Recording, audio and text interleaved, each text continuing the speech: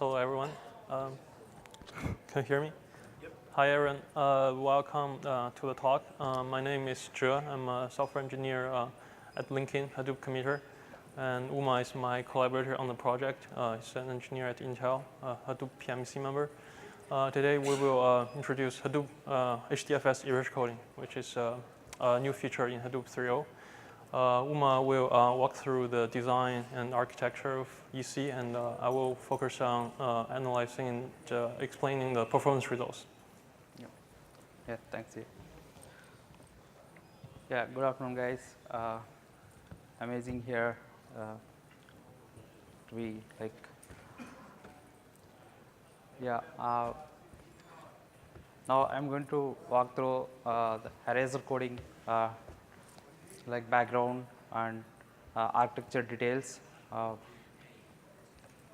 and then we'll be talking about more performance results on it. Yeah, if we look at the fundamental concept in distributed storage systems, like most of the systems available will go for replication way of design, like where the main things are like it is simple and scalable, it's robust, right? Yeah, even in HDFS, it's like inherited from the GFS. All right, so yeah, the same like three-way replication concept has been brought there.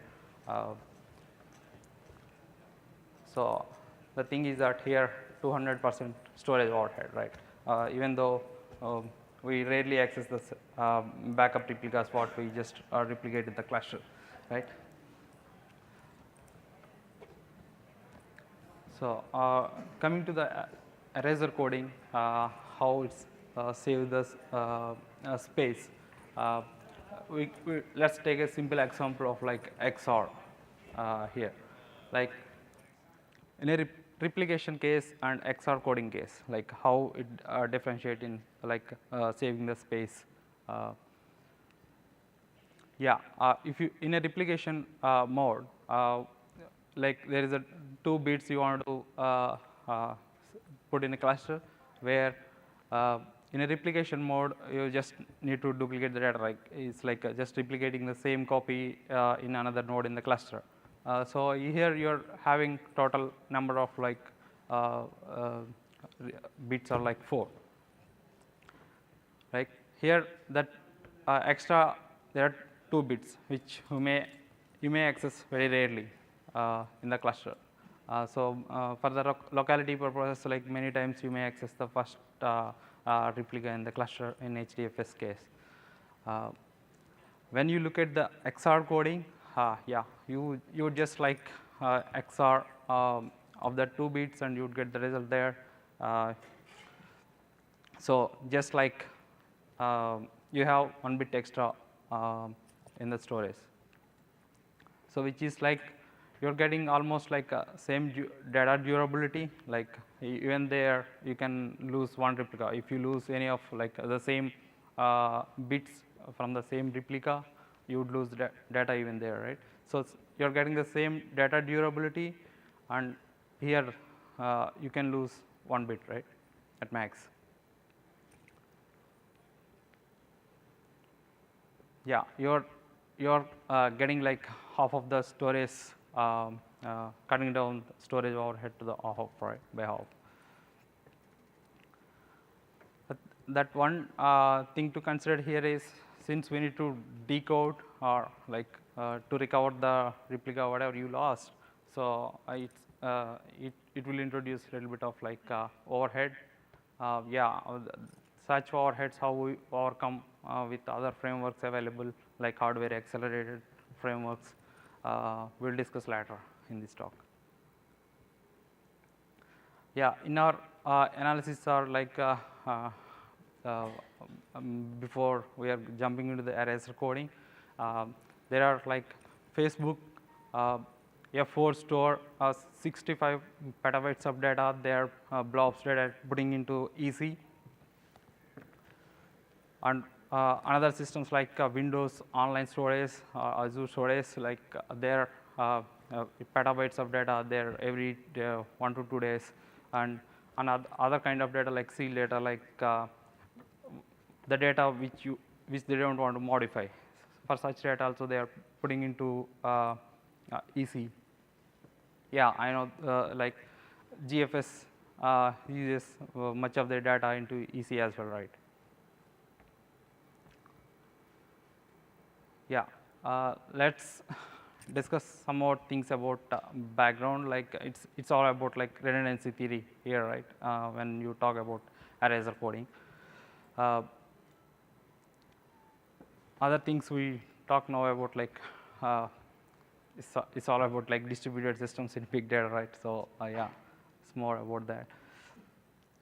Then next topic is more like architecture details we would discuss, like how we brought this concept of like Erasure coding stuff into like HDFS existing architecture, and how we incorporated that both patterns.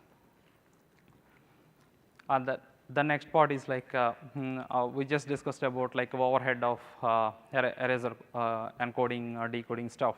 So we had one hardware accelerated codec framework available.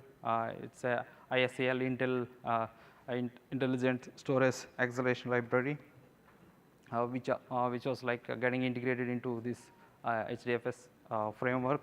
We will talk more about later. Yeah, next, the last topic, I guess, in this, like it's a performance benchmarking results what we ran with the clusters with the current implementation what we have in 3.0.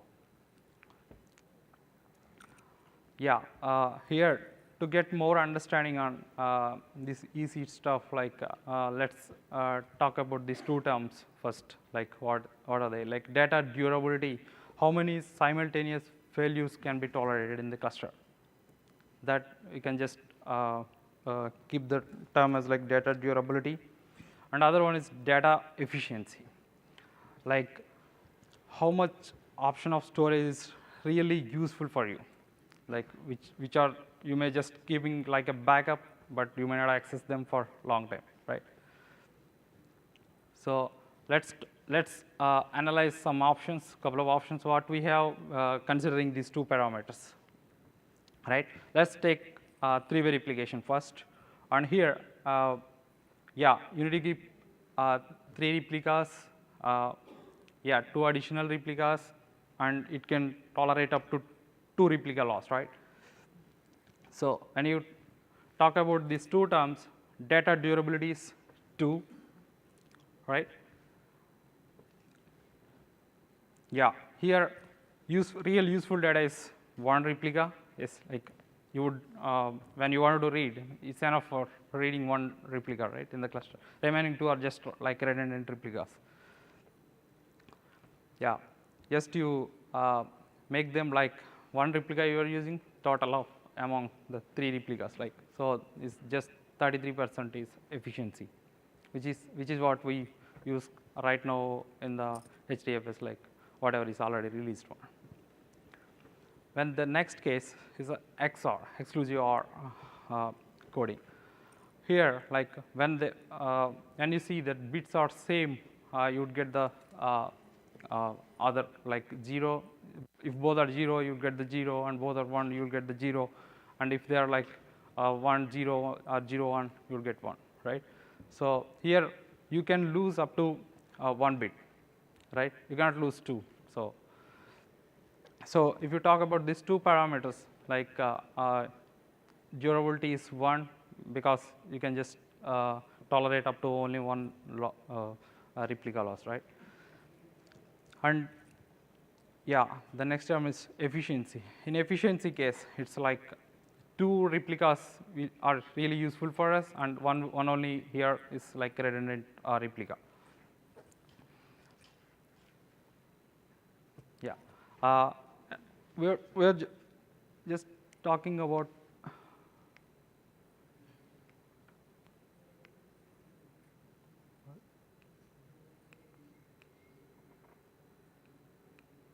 sorry guys.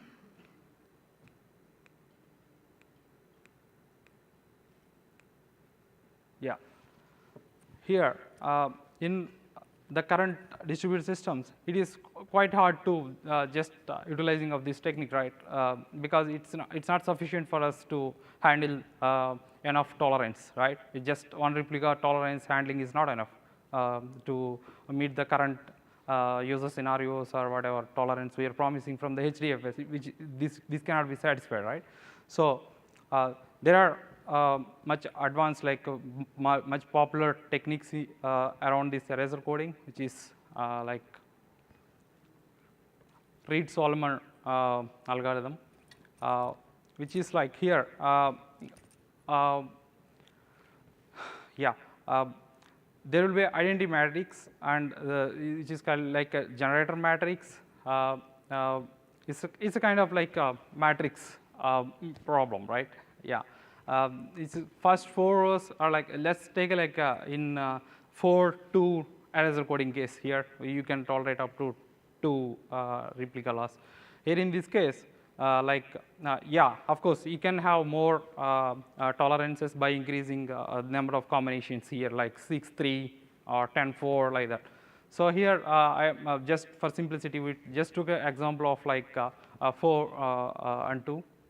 In this case, first identity matrix, and then there are generator matrix. Overall, we call it as like a generator matrix, which is like encoding matrix, and which we multiply with the data pieces of like 4 units. Then you would get like 6 units of data when you multiply this order of these 2 matrix, right? So the four units are like it will be same data you would get, because it's the identity matrix, right? First 4 rows. So the last 2 will be like a parity bits. So any of among this any of these data bits you can lost, but we can easily get it back by like whatever rows we lost, we just remove the 2 rows from the generator matrix and inverse the matrix, and just then just multiply back with the resultant matrix, you would get the result back, right? So here, this is what technique we prefer to like make it as default option for us. Like, yeah, we will more talk about later. Yeah, which is more flexible, right? We can change the options. Like we can have multiple like combinations, like 4-2 or 6-3 or kind of different options here. This is much flexible. And when you talk about storage efficiency, which is like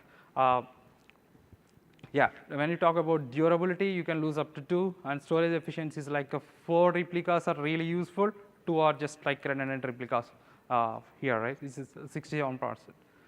Yeah, so like combinations we just tabled out here. Like if you see like if there is a just single replica, it's like any file you want to store without any kind of redundancy here. Efficiency is 100%, right? So in a 3-way replicas we just discussed, it is like 2 tolerance and 33%, and XOR 6 data cells. Durability is like only 1, right? In XOR coding case, and 86 storage efficiency. That's and ReedSolomon algorithm we just discussed about that algorithm, right? In this case, it's a 6-3, so you can lose up to 3 replicas, we can still recover the data from the cluster. Storage efficiency is like 67% in this case. Yeah, we can. I just said like we can have a different kind of combinations like 6-3 or 10-4 or more. So in that case, it's like because you need to involve more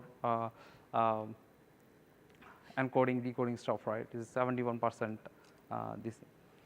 Yeah, we want to talk about interesting stuff in HDFS is that block layout. Like there are many existing systems as built erasure coding in kind of contiguous layout model. But yeah, we discuss more about that in a contiguous block layout. Something like that. Data in many distributed systems, for a simplicity, we split the data into like different set of units, which we call it as blocks, right? So we place in a different nodes in the cluster, and then when readers are reading, we will just like transparently merge them and give back to the users. So here also something similar to that, and we keep all the 6 blocks in the cluster. Then once it reaches or whatever the combination you choose in, depending on that, if you choose 6, 3, then once the 6 blocks is placed, then you would generate the parity of data, and you logically link that in the storage cluster. So in a continuous layout, since you are not disturbing the existing data layout, which is more advantageous for locality, yeah, we are good. But here the problem is like until you're having 6 pieces or 4 pieces, we cannot really get the Erasure coding stuff right done. So here, what if like if you don't have 6 blocks itself in a file? So it's not easy to generate Erasure coding on it, right? It's just 5 pieces. We need a 6 piece, and then we generated 6 parity. So so if it is a small files, this particular model is we have a disadvantage, right? Yeah. So next, another model is like striping model, where to solve basically why we had thought about other options are like smaller files. Yeah, I think we will discuss about the cluster profiling, why we thought about this option as well. So other option is like simply if you discuss like make your data seamlessly like smaller pieces at the client itself, and just make the Erasure code on that pieces, and then transfer to the nodes in a parallel. See, first let's assume 1M as like a small cell here. Then you would place all the smaller cells in all the nodes first, and then you would generate the parity, and they would go to next. If you take like 6, 3, in that case, data node 0 to 5, you would place the data box, and then 6 to or 8 you would place parity data cells, right? So here with our analysis, like with the existing systems available in the industry, like with the multiple options, when you divide them like a striping model and contiguous model like replication, there are Facebook F4 and Windows online systems are like they are doing Erasure code in a contiguous model because they may not want to update the data, which is kind of cold. So they choose this option, and they are good with that. And there are other systems. We borrow a lot of concepts from Concast file system, and there is other file system which runs like a striping model with Erasure codes.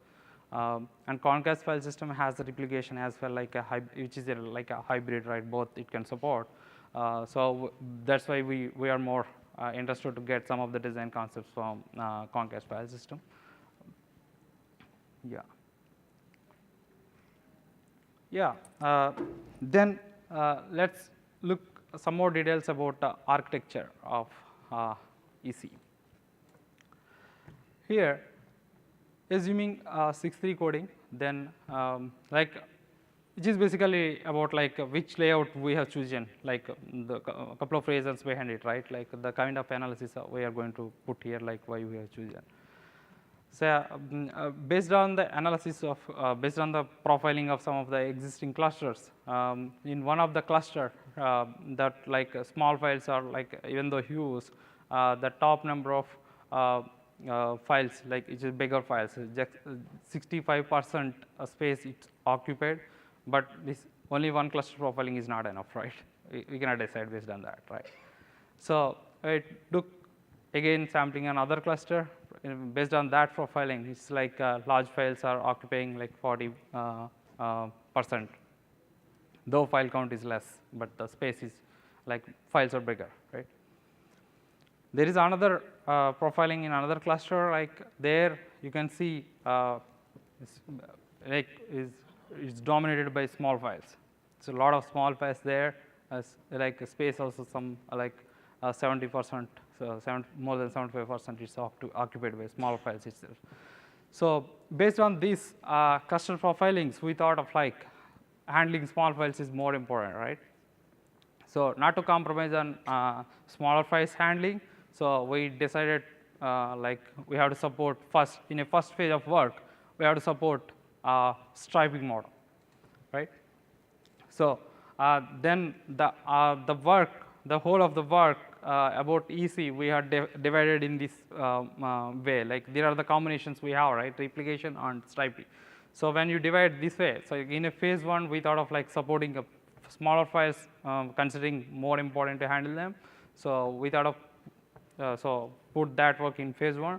Yeah, we have done that, and then we thought of like doing contiguous layout in a phase two.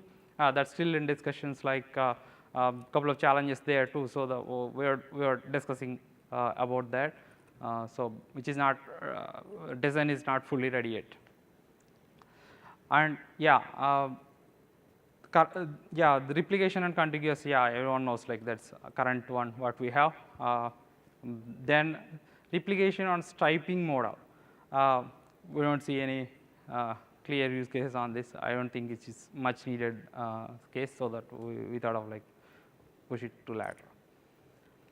Here, more important stuff we need to discuss is like generalizing block concept in name node. Right here,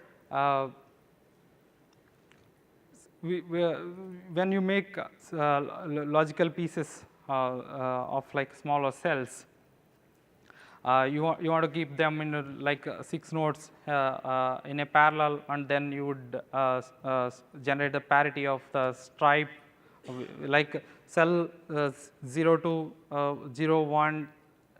Here in this case, it is a smaller unit we took as an example. A cell 0, 1, 2, we just consider as a stripe, and then once it reaches that, we just generate a parity. We keep them in a different data nodes in a parallel. So when you look at the data blocks, they will look like this, like logically. Like in a logical block is 0, but in a real storage, you will have you need to have different blocks, right? So here the mapping. Here you would have got one out, right? So since we are having many blocks, right, in a parallel, even though the data is smaller, you need to create almost like in 6.3 case 9 blocks IDs you need to create, right? So here in this case, you may get the doubt like, hey, too many blocks you are getting created in node. We are already having a lot of overhead with memory, all this stuff, right? So here, then we thought about like hierarchical naming protocol, which is like not to have many block IDs in a name node memory. So in this case, we thought of like dividing block ID into 2-3 sections. So the block ID here is divided into like the first section of this ID is like whether it's when we plan to support a hybrid model, right? Both contiguous model and replication model. So we need to indicate whether this block is associated to striping model or which is a contiguous model. So we want to indicate by some flag, like this is the first section, and then it's like a block group ID. We want to group logically all the blocks under to a single group. So block manager module will be able to interpret them, which block they are associated to when the data nodes are reporting them. Then the index, like you need to have an index, right? Like 0, 1, like when you have a 6 cell, 6 pieces, like you need to have an index, like which, because while reading all these things, they're much important for us, the order. So that's what this is about hierarchical naming protocol. Yeah, I think from this section, I think Jay would handle. Thanks a lot for Yeah. Thank you, Uma. Yeah, thank you. So in the next, I will introduce the implementation on the client side. This is key to understanding the performance implications of erasure coding. So first, I'll go over the writing protocol. So in current HDFS, without the erasure coding change, so it's an asynchronous write protocol. The application writing the data will put the data in the buffer, and there's a separate thread called the streamer, which takes data from the buffer and write to a data node. And we extend this architecture with a set of different and independent queues and independent streamers. So the writing application will still put data in the queue and return. It's still asynchronous mode. And it puts data in different queues in round-robin fashion. So it puts data in different queues and return. And the data streamers work independently. Each streamer works with its own queue. It grabs the data from the queue and writes to the data node. And then we have the challenge of how to handle data node failures. And we have a coordination layer which collects information from all the streamers. So if, for example, one streamer fails, the coordinator is in charge of notifying other streamers and the name node to, for example, allocate a new generation stem to tolerate stale data nodes. So the client parallel reading protocol is simpler because most applications are reading more or less sequentially. So we take a more conservative or safer approach. Whenever any chunk in the reading process fails, we always just go ahead and fetch the entire stripe of cells, and we keep those cells in the buffer for future read. And by doing that, we can recover the lost chunk from other data and parity chunks. But this online recovery is not sufficient because it is on the critical path of applications reading data. The applications need to wait for the reconstruction to complete. So we also have the background reconstruction on data node. So that means the data node will periodically send block reports to name node, and name node will detect which erasure coding block group is at risk. In that case, it will choose another data node to recover the entire erasure coding group. That newly chosen data node will get data from peer data nodes and do the decoding and recover data so that applications won't suffer from delay when reading the data. So we have a new erasure coding worker component on the data node. Another challenging piece is how to support data checksum because of the nature of checksumming, you cannot simply stitch together multiple checksums to form a bigger checksum. So right now, we support checksum on EC striped files so that the checksum of two different striped files can be compared with each other to detect data corruption. But you cannot compare the checksum of a striped file and contiguous file because they have different block layouts. And in the future, we plan to introduce a new version which allows comparison between checksum of different block layouts. OK, coming back to the roadmap, so next I will introduce why this version of erasure coding implementation is faster than previous versions. And the key is a new erasure encoding decoding library called ISL. It's an open source library from Intel.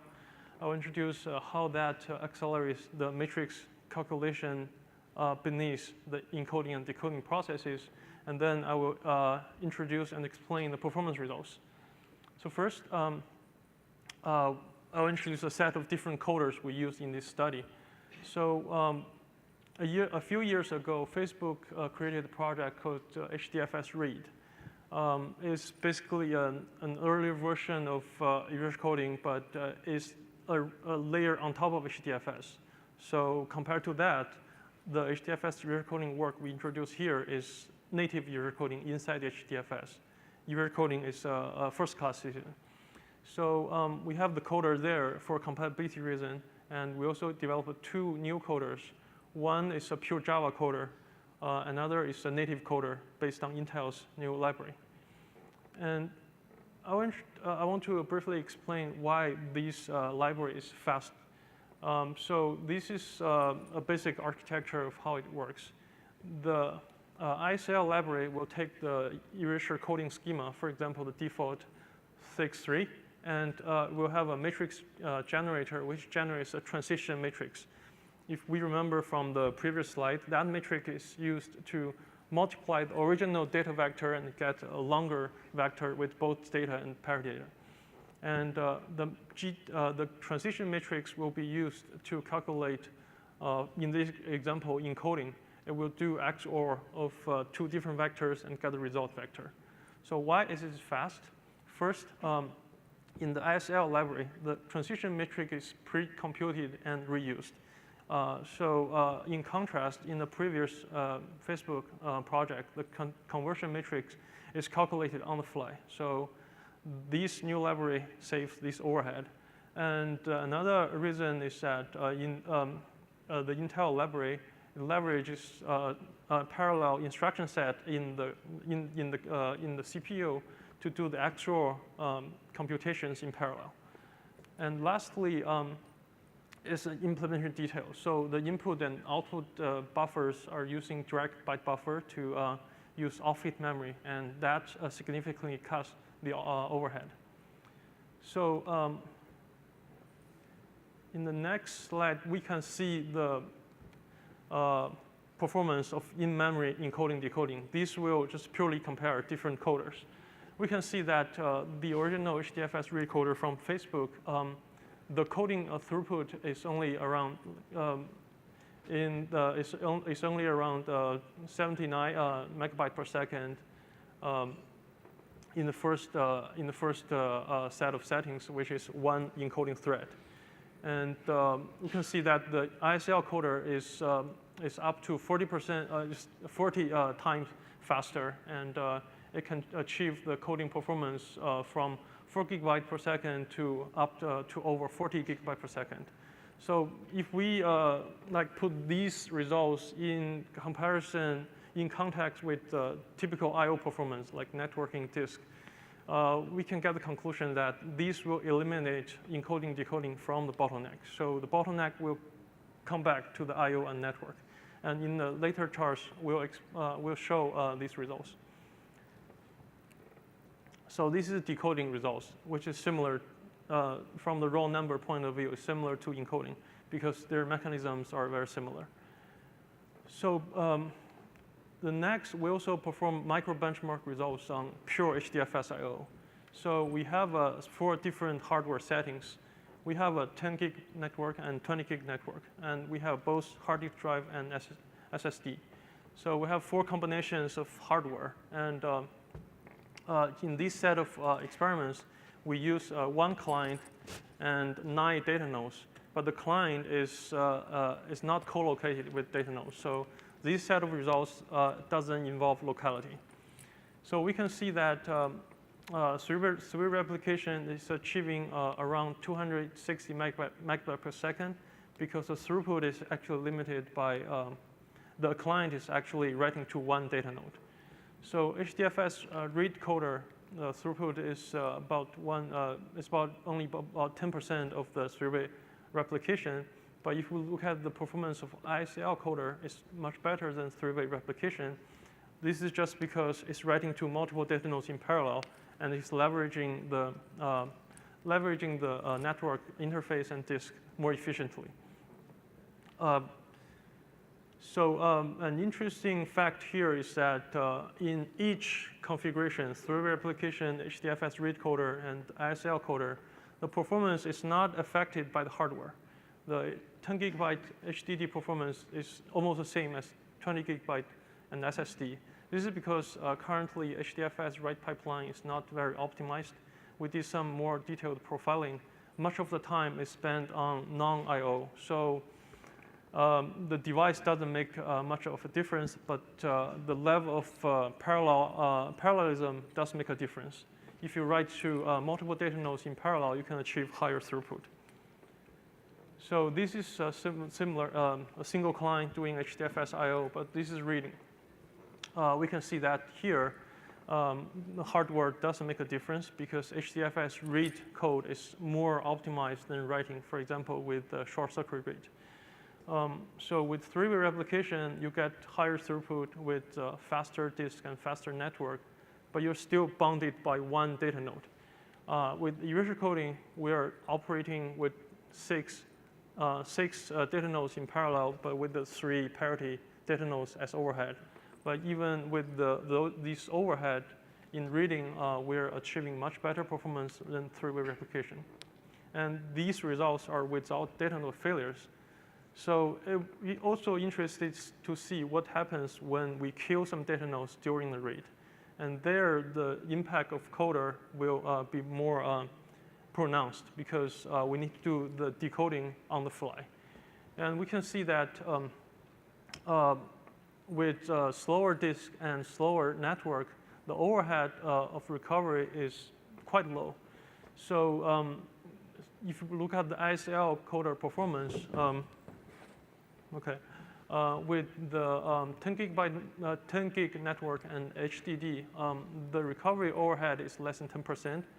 And but with faster hardware, these recovery overhead is the relative portion of recovery overhead is higher. That's understandable because in normal I/O it's very fast. So if you do recovery, you're suffering from a larger relative overhead.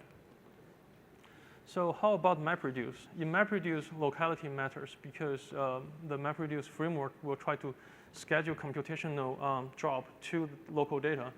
We have done DFS-IO, which is basically MapReduce job, reading from different numbers of files, and we vary the number of files from 1 all the way to 30. If there's only one mapper, MapReduce is very efficient. It's very easy for MapReduce to schedule that one job to the local file.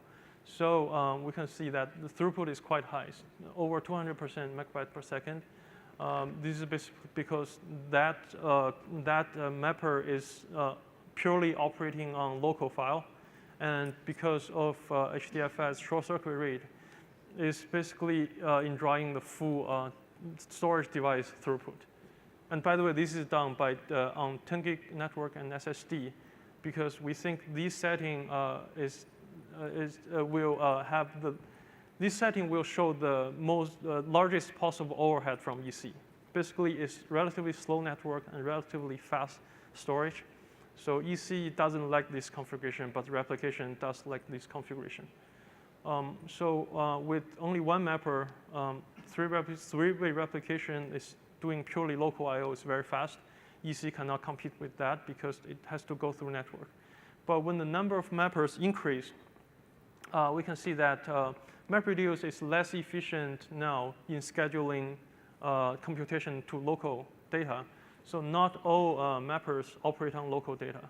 But here, EC doesn't have this problem because EC doesn't rely on locality.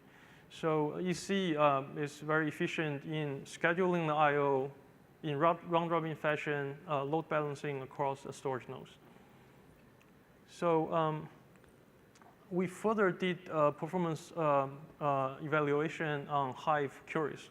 So first, we did Hive on MapReduce. Here, locality matters a lot because MapReduce is locality sensitive. But as we can see, Hive on MapReduce has overhead from other aspects, like starting a MapReduce job. And the overhead of EC is actually quite small. Its execution time for Q3 queries is 400 seconds versus 190. And we, in our results, we actually really did want to find the largest possible performance degradation of EC. So we further experimented with Hive on Spark. Spark is much more efficient than MapReduce than executing a given job. So here we see the overhead of EC is larger. With 3 different type of queries, the largest overhead could be 40%. So, but this gives us useful insight. We're looking at more detailed profiling to find potential optimizations. So in conclusion, erasure coding expands efficient storage capacity by 50%, allowing you to store twice as much data. And the phase 1 implements EC in striped block layout to better support small files. The upstream effort is tracked under HDFS 7285 JIRA. We started development in early 2015. It's been more than a year. is quite sizable. It's over 25,000 lines of code. It's a broad collaboration between Cloudera, Intel, Hortonworks, Huawei, Yahoo, LinkedIn. So phase 2, we're still discussing the timeline, and EC phase 1 will be part of Hadoop 3.0 release as a major new feature. We want to acknowledge the set of collaborators who is not here for this presentation. So if you have any questions, feel free to contact myself and Uma on email, Twitter, and there's a Cloudera blog post with more detailed result numbers. So we also like to make some announcements. Yeah, there is a booth in the corner. You can meet there, come there, and we can talk more there, even if you want, and you can visit the booth there. Yeah, thank you. And I want to introduce some other Hadoop project at LinkedIn. So first, there's a new, it's a recently open source project, Goblin. It's advanced data ETL tool. It can take, as you can see from the Pac-Man, it can take all different types of data and transform into Hadoop. There's a meetup tomorrow from 6 to 9 at LinkedIn headquarters, not very far from here. So another project we haven't open sourced yet is called DALI. It's LinkedIn's logical data access layer for Hadoop. It allows you to easily access data without being exposed to the physical details. And we recently also open sourced Dr. Elephant, which is a performance monitoring tuning tool for both Hadoop and Spark. In August, there will be a SF Hug Talk in San Francisco. So please look out for more details. Thank you. Thank you. Thank you.